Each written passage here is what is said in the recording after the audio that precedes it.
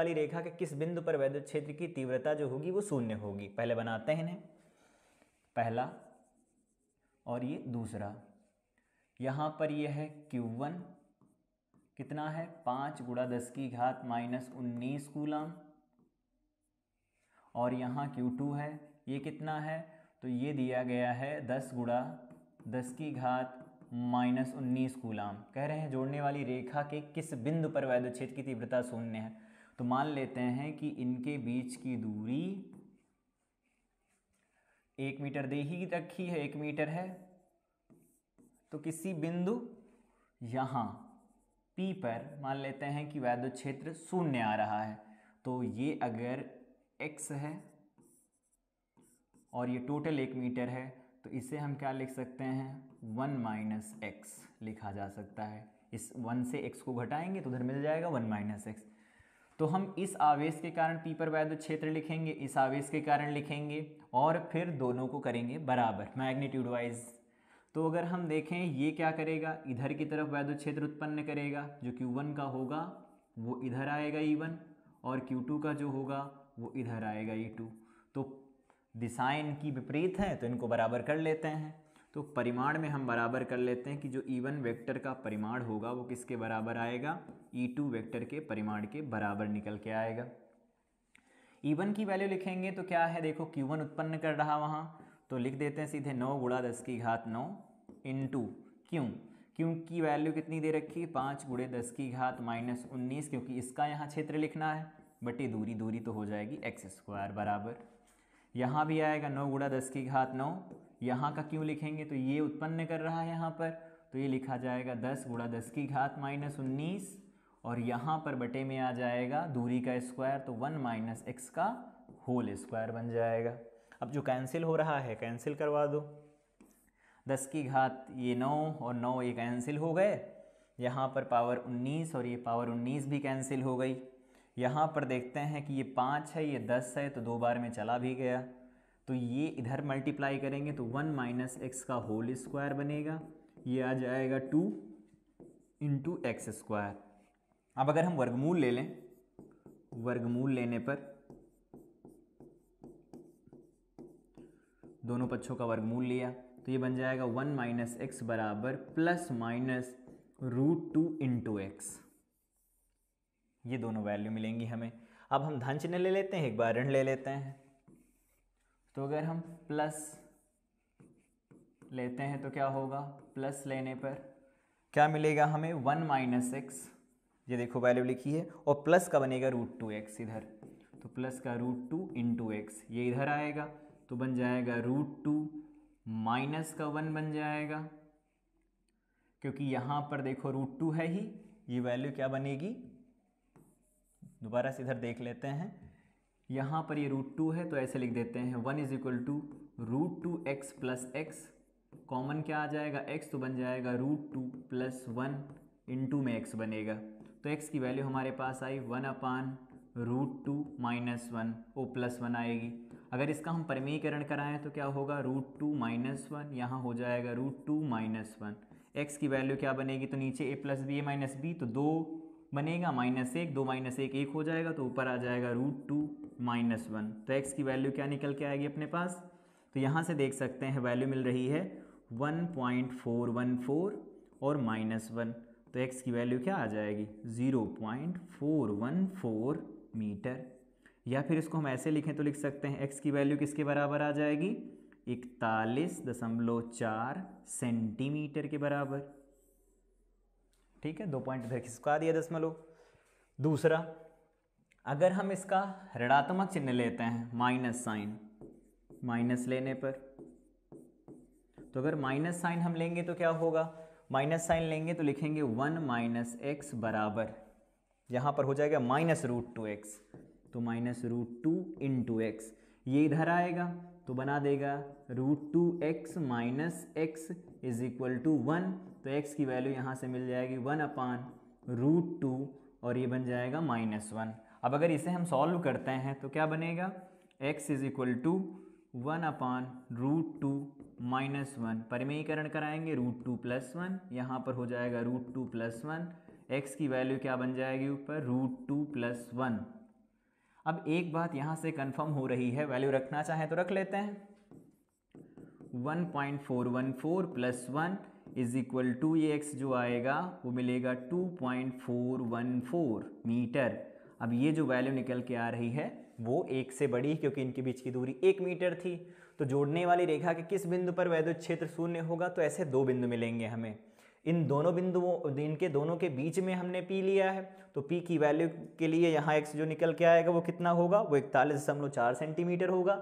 लेकिन इस point charge Q1 से इधर दूरी पर 2.414 मीटर की दूरी पर भी एक ऐसा बिंदु होगा जिस पर वैद्युत क्षेत्र की तीव्रता शून्य आएगी। तो इसके 2 आंसर्स होंगे। ठीक है, बीच में कहते हैं तो ये आंसर लिख देंगे हम, और कहते हैं कौन कौन से बिंदु होंगे इस रेखा पर जो स्थित होंगे, तो वो 2 बिंदु होंगे। ठीक है, दोनों के आंसर अलग अलग, एक का आंसर 0.414 मीटर है, दूसरे का आंसर 2.414 मीटर। आगे बढ़ते हैं हम लोग। क्वेश्चन दे रखा है, कह रहे हैं कि एक वर्ग है जिसकी भुजा a है, चारों कोनों पर आवेश रखे हैं, यहाँ पर दिखाया गया है। कह रहे हैं केंद्र O यहाँ कहीं पर है, इसका केंद्र O, तो अगर इसका केंद्र O यहाँ लिया गया है, O है ये, तो इनके कारण जो परिणामी वैद्युत क्षेत्र बनेगा वो देखना चाहते हैं हम। तो सबसे पहले देखते हैं इस 2Q का परिणामी जो क्षेत्र आएगा वो इस दिशा में आएगा। ठीक है, ED लिख देते हैं इसे हम, क्योंकि ये D के द्वारा उत्पन्न किया गया है। इस B पर उपस्थित आवेश का जो क्षेत्र आएगा वो इस दिशा में आएगा, उसे क्या लिख देते हैं? EB लिख देते हैं। अब ध्यान से देखेंगे इनकी दूरियां जो यहाँ से निकल के आ रही हैं, ये दूरियां स्मॉल r अगर हैं तो ये वैल्यू कितनी बन के आएंगी हमारे पास? तो ये वैल्यू बन के आ रही होंगी r। इस r की वैल्यू यहाँ से निकाल सकते हैं हम, ये 45 डिग्री का एंगल है, 45 है, और ये वैल्यू बन जाएगी a/2, क्योंकि आधा है ये, तो a/2 लिख सकते हैं। और ये r निकालें तो क्या लगा सकते हैं? ये आधार है, ये कर्ण है, तो cos 45 डिग्री बराबर निकल के आएगा a/2/r, ये आएगा 1/√2 बराबर a/2r। तो r की वैल्यू क्या बन जाएगी? यहाँ पर बन जाएगा a/2 × √2। अगर हम इससे इसे कैंसिल करवाते हैं तो ये बन जाएगा a/√2, ये r की वैल्यू है। अभी ज़रूरत पड़ेगी तो हम लोग रखेंगे, अभी r लिख के चलते हैं आगे हम।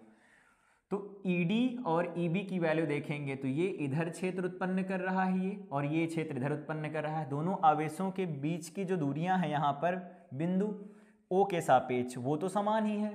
तो अगर ये दूरियां समान हैं, क्षेत्र भी समान आएगा, लेकिन परिमाण आवेशों के अलग अलग हैं। तो हम अगर इसे लिख देते हैं, ये कितना है, ये वैल्यू EB की वैल्यू लिख देते हैं कि E0 है अगर, तो ये वैल्यू किसके बराबर हो जाएगी? 2E0 के बराबर हो जाएगी। तो अगर इधर 2E0 इधर E0 है, तो इसका मतलब है इनका जो परिणामी आएगा ऊपर की तरफ आएगा, घट जाएंगे 180 पर है तो हमारे पास ये वैल्यू मिलेगी, ये पॉइंट O है अपना, इधर वैल्यू मिल जाएगी हमें, कितनी मिलेगी? वो मिलेगी 2E0 - E0, इसका मतलब इधर सिर्फ E0 मिलेगा हमें। ठीक, आगे अब इन दोनों का देख लेते हैं। माइनस क्यों जो क्षेत्र उत्पन्न करेगा वो अपनी तरफ उत्पन्न करेगा। ठीक है, इस ओ को दोबारा बना लेते हैं इसके सापेक्ष, तो इधर उत्पन्न करेगा ये EC और इधर ये उत्पन्न करेगा क्षेत्र जो वो क्या होगा EA होगा। अब देखो ये 2 क्यों है, ये क्यों है, माइनस तो है ही, लेकिन अगर इसको हम लिख देते हैं परिमाण में, यहाँ लिख ही दिया है, तो ये वैल्यू किसके बराबर आएगी परिमाण में 2E0 के बराबर, और ये वैल्यू किसके बराबर आ जाएगी E0 के बराबर, क्योंकि तो आवेश तो वही है। ठीक, दूरियां भी सेम आएंगी क्योंकि ये वाली दूरी भी सब R बनने वाली है। ठीक है, अब इधर है 2E0, इधर है E0, तो इनका भी परिणामी जो आएगा ऊपर की तरफ आएगा, घटाएंगे 2E0 माइनस E0 तो E0 बचेगा, इधर तरफ आ जाएगा E0 के बराबर। अब हमें देखना है कि ये जो कोण बन रहा है वो कितने का है, तो ये 45 90 हुआ, तो ये 90 होगा, त्रिभुज के तीनों कोणों का योग 90 डिग्री होता है, तो यहाँ कोण कितना 90 है। अब दो सदिश हैं जो 90 पर हैं और दोनों बराबर हैं, तो 45 पर आएगा इनका सदिश, तो E जो नेट आएगा ऊपर वो कितना लिखा जाएगा, इन दोनों का स्क्वायर करेंगे तो E0 का स्क्वायर प्लस E0 का स्क्वायर का अंडर रूट, यहाँ पर 2AB cos थीटा cos 90 रखोगे 0 तो वो टर्म 0 हो जाएगा, तो ये बन जाएगा E0 इंटू √2। चलो अब E0 की वैल्यू लिख देते हैं, यहाँ पर लिख देते हैं √2 इंटू, यहाँ बन जाएगा 1/4 पाई एप्सिलॉन नॉट, यहाँ पर क्यों की वैल्यू स्मॉल क्यों लिख देते हैं R स्क्वायर, तो R की वैल्यू अगर लिखी जाए तो क्या लिखी जा सकती है A/√2 का होल स्क्वायर, ये आएगा। अब ये देखो √2 ऊपर जाएगा तो 2 बन जाएगा, 2√2 आएगा, 2√2 यहाँ पर बन जाएगा क्यों बटा यहाँ क्या बन जाएगा 4 पाई एप्सिलॉन नॉट, यहाँ बनेगा A² न्यूटन प्रति कूलाम। ये इतना वैद्युत क्षेत्र होगा जो केंद्र पर उत्पन्न होगा। ये भी 2017 का क्वेश्चन था, यूपी बोर्ड में पूछा गया है। ठीक है, आगे हम लोग देखते हैं, कह रहे हैं कि एक अल्फा कण है जो 1.5 × 10⁴ न्यूटन प्रति कूलाम के वैद्युत क्षेत्र में स्थित है, उस पर लगने वाला बल बताओ। तो देखो अल्फा कण है, नहीं पता तो हम आवेश बता देते हैं, आवेश होता है 2E के बराबर, तो 2E के बराबर लिखेंगे तो 2 × 1.6 × 10⁻⁻19 कूलाम होता धनावेश है, हमें परिमाण लिखना था। ये क्या दिया गया है, वैद्युत क्षेत्र का परिमाण है। कह रहे हैं लगने वाला बल बताओ, तो हमने अभी देखा लगने वाला जो बल होता है बराबर Q × E होता है। Q की वैल्यू देखो लिखी गई है 2 × 1.6 × 10⁻⁻19 इंटू E की वैल्यू कितनी है, तो वो है 1.5 और यहाँ पर प्लस पावर 4 है। लिखेंगे कितना हुआ, तो इस अगर 2 को इस 15 से काटेंगे, मतलब मल्टीप्लाई कराएंगे, तो 15 दूना 30, 3 आएगा, 16 3 48, तो 4.8 इंटू 10⁻⁻ कितना बनेगा ये -15 न्यूटन। ये वैल्यू आ जाएगी लगने वाले बल की। ठीक है, तो यहाँ पर आवेश दिया नहीं था, तो अल्फा कण पर आवेश याद रखेंगे 2E के बराबर होता है, और ये आवेश होता कैसा है, तो ये आवेश होता है धनावेश होता है। ये भी बोर्ड का क्वेश्चन था, पिछले साल ही आया है 2022 में। आगे देखते हैं हम लोग, कह रहे हैं क्वेश्चन दिया गया है कि मिलिकन के तेल बिंदु प्रयोग में इतना न्यूटन कूलाम का वैद्युत क्षेत्र लगाया गया, जिसमें एक कोई तेल की बूंद है जिस पर 12 इलेक्ट्रॉन आधिक्य हैं, तो Q- का होगा। कह रहे हैं कि घनत्व इतना दिया गया है, त्रिज्या का आकलन करो तो त्रिज्या कितनी निकल के आएगी। तो इसमें भी हमें क्या करना है, वैद्युत क्षेत्र में किसी भी आवेशित कण या कह सकते हैं आवेशित जो तेल की बूंद है उसका संतुलन दिखाना है। यहाँ पर तो संतुलन दिखाएंगे, तो सबसे पहले जो दिया वो लिख लेते हैं, E दे रखा है कितना 2.55 इंटू 10⁴ न्यूटन प्रति कूलाम, सही है। Q की वैल्यू है 12 × 1.6 इंटू 10⁻⁻19 लिख लेते हैं कूलाम, क्योंकि 12 इलेक्ट्रॉन आधिक्य हैं, तो हम Q बराबर अगर Ne लगाएंगे तो क्या निकल के आएगा 12 इंटू E, और E की वैल्यू रख देंगे। चिन्ह लिखना था हमें नहीं, तेल का घनत्व दिया गया है, घनत्व को अगर हम रोज से प्रदर्शित करते हैं तो ये कितना 1.26 दिया, किसमें है ग्राम प्रति सेंटीमीटर क्यूब में। अच्छी बात नहीं है, ये SI में होना चाहिए, SI भी कर लेते हैं, तो 1.26 इंटू देखो ग्राम है, ग्राम को बदलेंगे तो -3 से बदल जाएगा, बटे में सेंटीमीटर क्यूब है, 1 सेंटीमीटर बराबर 10 की घात -2 मीटर, और इसका करना है क्यूब, तो ये वैल्यू आ जाएगी 1.26 इंटू 10⁻। देखो यहाँ पर -6 बनेगा, ऊपर जाएगा प्लस का 6 होगा, और -3 तो प्लस का 3 आएगा kg/m³। ये हो गया घनत्व। अब कह रहे हैं बूंद की त्रिज्या का परिकलन करो, तो हम जानते हैं अभी कि अगर कोई भी आवेशित कण है उसको संतुलित होना है इस जगह पर कि वैद्युत क्षेत्र में उस पर लगने वाला जो भार बल है वो आवेशित वस्तु के लगने वाले वैद्युत बल के बराबर हो जाए, तब ये संतुलन में आएगा। तो यहाँ से हम लिखेंगे कि जो mg होगा भार, वो किसके बराबर आ जाएगा, वैद्युत बल के बराबर। तो वैद्युत बल कितना होता है, Q × E होता है। ठीक है, तो अब यहाँ से क्या निकल के आएगा, निकालना क्या है हमें, त्रिज्या निकालनी है। तो द्रव्यमान को लिखते हैं आयतन गुणा घनत्व, गोलीय गेंद है तो 4/3 πr³ लिख देते हैं, इंटू घनत्व लिख देंगे, इंटू हो जाएगा g, बराबर आ जाएगा Q × E। अब हमें r³ निकालना है तो क्या बनेगा, देखो 3QE डिवाइडेड बाई में ये वैल्यू क्या निकल के आएगी 4 × पाई, यहाँ पर बन जाएगा ρ × g, सबकी वैल्यू रख देते हैं। यहाँ आएगा 3, Q की वैल्यू अपने पास कितनी दे रखी है 12 × 1.6 इंटू 10⁻, बन जाएगा -19। E की वैल्यू कितनी है, तो E की वैल्यू है 2.55 इंटू 10⁴ डिवाइडेड बाई, यहाँ पर आएगा 4 इंटू, ये वैल्यू बनेगी 4 × 3.14 इंटू, यहाँ पर रो की वैल्यू हम लोगों ने निकाली कितनी है 1.26 इंटू 10⁻, कितना बनेगा 3 kg/m³, और साथ में g की वैल्यू रखेंगे तो ये 9.8 दे रखी है, तो 9.8 हमें रखनी होगी ये वैल्यू। तो ये वैल्यू निकल के आएगी r³ बराबर 946 लगभग में, इसे हटाते हैं यहाँ से, ये गड़बड़ हुआ है, ये 946 बन जाएगा, और गुणे बन जाएगा 10 की घात -21, और ये बनेगा किसमें मीटर³ में, r³ है तो मीटर³ होगा। ठीक है, अब अगर हम इसका घनमूल निकालेंगे तो घनमूल जो बनेगा r बराबर वो निकल के आएगा 9.81 गुणे 10 की घात जो बनेगी वो कितनी आएगी 21 है, तो 21 का अगर करोगे 3 × 21 -7 मीटर, 9.81 इंटू 10⁻⁻7 निकल के आ रही है। ठीक है, मीटर में। अगर हम mm में बदलना चाहें तो बदल सकते हैं।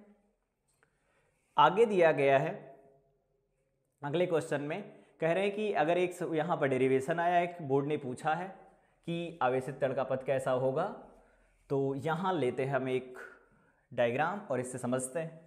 यहाँ पर एक आवेशित कण है जो v वेग से इस वैद्युत क्षेत्र E में लंबवत प्रवेश करता है। अब अगर ये लंबवत प्रवेश कर रहा है तो इस पर बल लगेगा, तो इस पर बल लगेगा तो ये थोड़ा अपने मूल पथ से ऊपर की तरफ विचलित हो जाएगा, और वो विचलन कितना दिया गया है, तो वो विचलन दिया गया है कि y है, मतलब इस क्षेत्र में x दूरी तय करेगा और विचलन इसके अंदर y आएगा। तो हम ऐसा कह सकते हैं ना कि जो प्रारंभिक वेग है x अक्ष की दिशा में वो कितना है v है, यहाँ दिया गया है इस दिशा का, और प्रारंभिक वेग जो y में है, y में तो था ही नहीं तो 0 है। ठीक है, दूरी यहाँ दी गई है x। तो अगर हम कहें कि यहाँ से यहाँ जाने में अगर इसे t समय लगता है, यदि आवेशित कण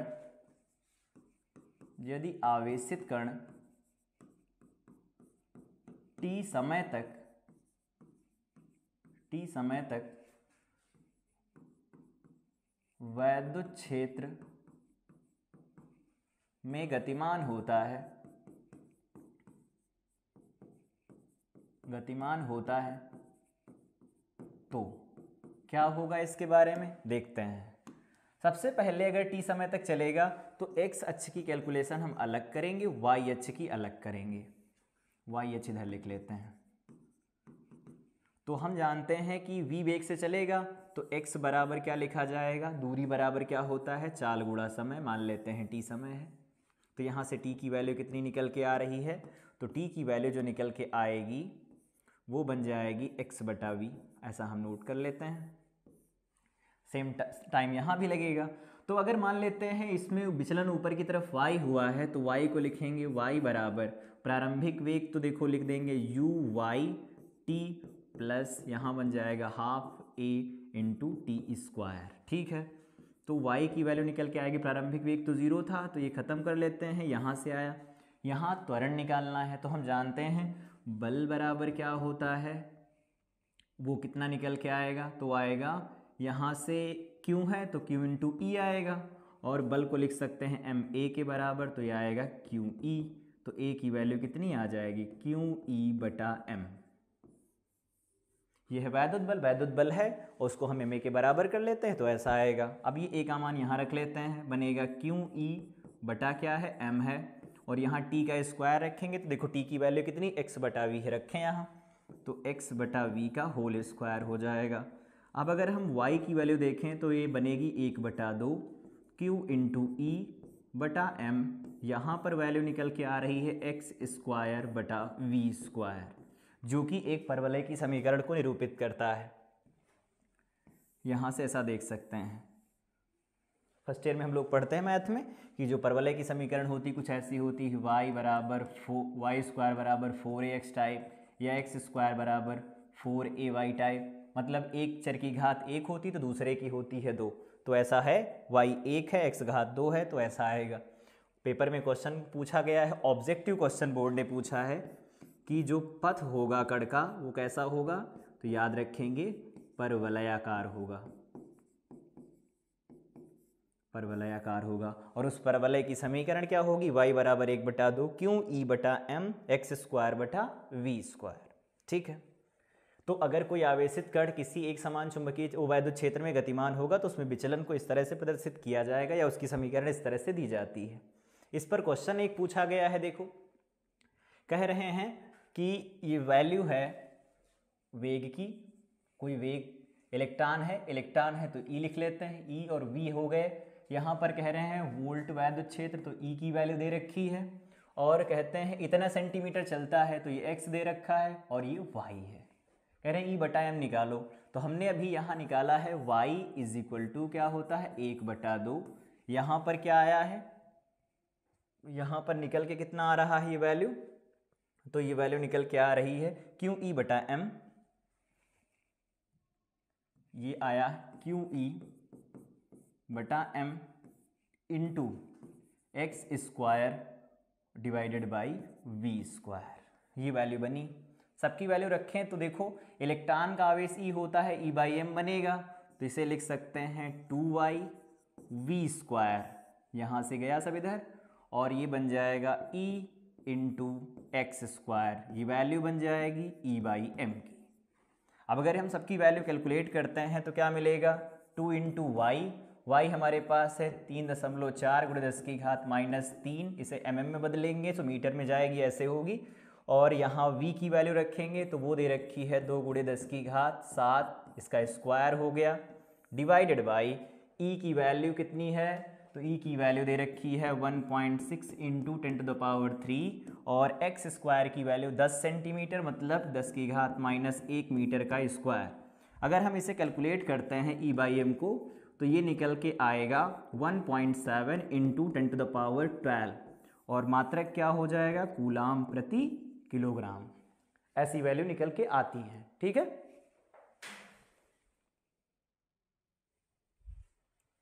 तो अब तक हमने देखा कि जो वैद्युत क्षेत्र उत्पन्न होता है उसके कारण वैद्युत क्षेत्र की जो तीव्रता किसी बिंदु पर परिभाषित की जाती है कि कितनी उसकी तीव्रता है।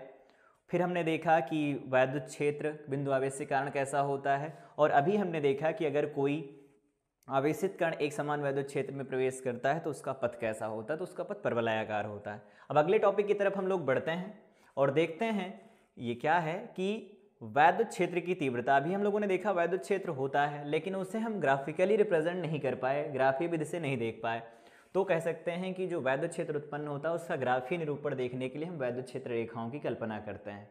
ये वैद्युत क्षेत्र रेखाएं क्या होती हैं, तो अगर किसी वैद्युत क्षेत्र में हम कोई वैद्युत बल रेखा मानते हैं तो उसके किसी बिंदु पर खींची गई स्पर्शी, जैसे कोई बिंदु P है, इसके ऊपर अगर ये स्पर्श रेखा खींची गई है, ये स्पर्शी है, ये स्पर्श रेखा है, ये स्पर्श रेखा है, और ये क्या है, वैद्युत बल रेखा है, वैद्युत बल रेखा।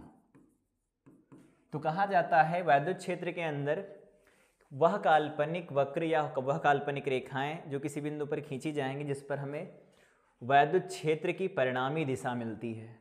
तो वैद्युत क्षेत्र बल रेखाएं या वैद्युत बल रेखाएं वो रेखाएं होती हैं जिनके किसी बिंदु पर खींची गई स्पर्श रेखा उस बिंदु पर उपस्थित वैद्युत क्षेत्र की परिणामी दिशा प्रदर्शित करती है। तो ये किसकी दिशा हो जाएगी, वैद्युत क्षेत्र की परिणामी दिशा। तो इस तरह से इसकी परिभाषा दी जाती है। फिर से यहाँ पर हम याद रखेंगे काल्पनिक होती हैं, काल्पनिक होती हैं, और ये परिणामी वैद्युत क्षेत्र की दिशा प्रदर्शित करती हैं। अगर वहाँ एक से अधिक बिंदु आवेश उपस्थित हैं तो उन सब के कारण जो वैद्युत क्षेत्र बनेगा उसकी परिणामी दिशा इन वैद्युत क्षेत्र की सहायता, वैद्युत बल रेखाओं की सहायता से दी जाती है। ठीक है, अगर हम इनके गुणों के बारे में बात करें एक एक करके कि इनके गुण क्या होते हैं, तो पहला गुण होता है ये धन बिंदु आवेश से प्रारंभ होती हैं और अनंत पर जाकर के टर्मिनेट हो जाती है, समाप्त हो जाती हैं। देख सकते हैं कि ये धन बिंदु आवेश है, यहाँ से उत्पन्न हो रही हैं, ये अनंत तक जाएंगी, ये यहाँ से उत्पन्न हो रही हैं, ये अनंत तक जाएंगी, और ये यहाँ से उत्पन्न होकर अनंत तक जा रही हैं। तो वैद्युत बल रेखाएं होती हैं जो वो धन बिंदु आवेश से निकलकर अनंत पर समाप्त होती हैं। दूसरा पॉइंट होता है कि अगर इनकी जगह पर ऋण बिंदु आवेश हो तो वो क्या करेंगे, तो ऋण बिंदु आवेश में वो अनंत से प्रारंभ होकर ऋण बिंदु आवेश पर आकर के टर्मिनेट होती हैं, या कह सकते हैं आकर के समाप्त होती हैं। ऐसा ये अनंत से आ रही हैं, उसमें अनंत पर जा रही थी, ऐसा होगा, ये ऐसा बनेगा। तो धन बिंदु आवेश के कारण वैद्युत बल रेखाएं धन बिंदु आवेश से प्रारंभ होकर अनंत पर समाप्त होती हैं, और ऋण बिंदु आवेश अगर उपस्थित होगा तो ऋण बिंदु आवेश पर जो वैद्युत बल रेखाएं होंगी वो अनंत से आकर उसकी सतह पर टर्मिनेट हो जाती हैं या समाप्त होती हैं।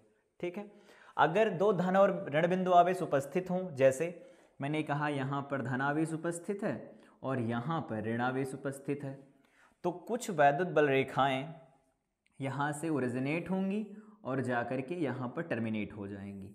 ये ऐसे यहाँ पर जाएंगी और यहाँ से यहाँ टर्मिनेट हो जाएंगी, कुछ ऐसा।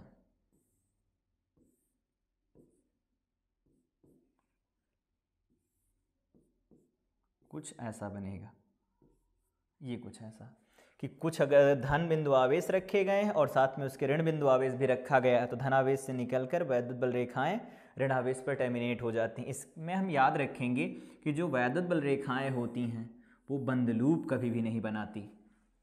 ऐसा नहीं होता जहाँ से स्टार्ट होती हैं वहीं पर दोबारा वापस आती हैं, तो ऐसा हो नहीं रहा है, तो ये बंद लूप नहीं बनाती हैं। लेकिन चुंबकीय बल रेखाएं जो होती, जो आगे हम लोग पढ़ेंगे, वो बंद लूप बनाती हैं। ठीक है, अगला पॉइंट कह रहे हैं कि दो वैद्युत बल रेखाएं कभी भी एक दूसरे को प्रतिच्छेद नहीं करती, क्योंकि कटान बिंदु पर दो स्पर्श रेखाएं खींची जा सकती हैं जो परिणामी वैद्युत क्षेत्र की दो दिशाएं प्रदर्शित करती हैं। अगर ये कोई पहली वैद्युत बल रेखा है, ये दूसरी वैद्युत बल रेखा है, और इन्होंने एक दूसरे को काट दिया, तो अगर इन दोनों ने एक दूसरे को काटा है, ये पहली है, ये दूसरी है, यहाँ P पर कटान हुआ है। अगर हम इस पहले के लिए स्पर्शी खींचे तो कुछ इस तरह की स्पर्शी आएगी, इस तरफ वैद्युत क्षेत्र बनेगा, और अगर दूसरे की स्पर्शी खींचे तो इस तरफ आएगी और इसका वैद्युत क्षेत्र इस तरफ बनेगा। तो इसके लिए वैद्युत क्षेत्र की दिशा ये, इसके लिए वैद्युत क्षेत्र की दिशा ये आ रही है P पर, और हमने कहा है वैद्युत क्षेत्र रेखाओं कि किसी बिंदु पर खींची गई स्पर्श रेखा परिणामी वैद्युत क्षेत्र की दिशा प्रदर्शित करती है। तो परिणामी अगर वैद्युत क्षेत्र है तो परिणामी की दो दिशाएं तो हो नहीं सकती, कोई एक दिशा होगी। इसीलिए याद रखेंगे हम कि दो वैद्युत बल रेखाएं जो होती हैं कभी भी एक दूसरे को प्रतिच्छेद नहीं करती हैं। ये पॉइंट हम याद रखेंगे।